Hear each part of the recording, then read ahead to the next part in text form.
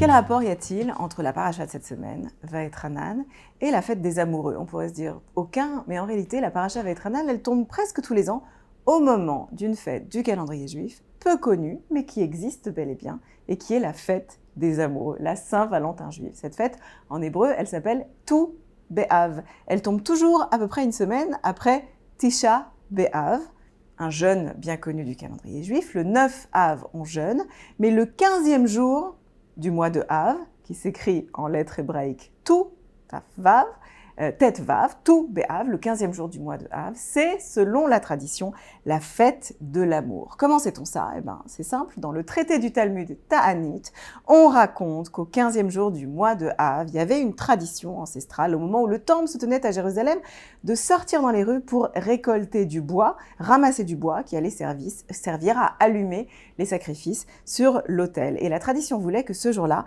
les jeunes hommes et les jeunes femmes célibataires sortent dans les rues pour aller récolter du bois, ramasser du bois. Et donc, c'était l'occasion parfaite de faire ce qu'on appelle en yiddish un shidur, de rencontrer quelqu'un de célibataire pour peut-être envisager de construire un couple. Il y a une autre tradition qui était à l'œuvre ce jour-là, selon le traité Ta'anit, c'est que les gens avaient l'habitude, les jeunes gens célibataires avaient l'habitude de se prêter leurs vêtements. C'est-à-dire que les jeunes filles riches prêtaient leurs vêtements aux jeunes filles pauvres et vice-versa, si bien que dans les rues de Jérusalem, on était tout à fait incapable de dire qui était, d'un point de vue social, un bon parti, qui était riche, qui était pauvre.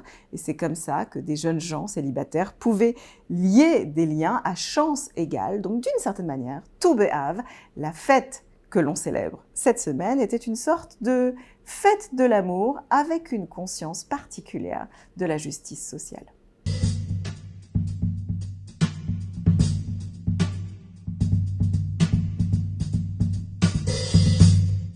Là encore, a priori, on se dit que ces deux fêtes n'ont aucun rapport. Pourquoi est-ce que la fête de l'amour, Saint-Valentin juive, si l'on veut, et Yom Kippour, fête où l'on se mortifie, jour de deuil collectif.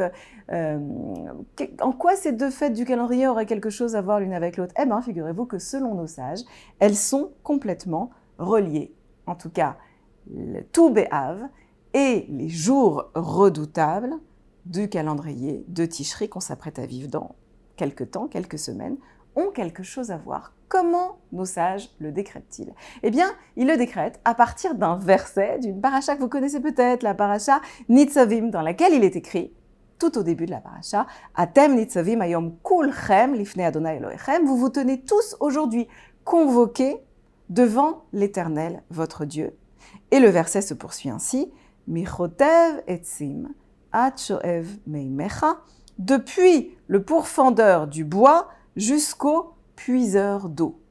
Et quel rapport entre ces deux professions, ces deux fonctions et les fêtes auxquelles nous nous intéressions? Eh bien, c'est simple. Pour les commentateurs, le pourfendeur du bois, chotev etzim, c'est la personne qui a ramassé du bois au jour de Tu B'Av, au jour de la fête des amoureux, lorsque les jeunes gens sortaient dans les rues de Jérusalem pour ramasser le bois des sacrifices.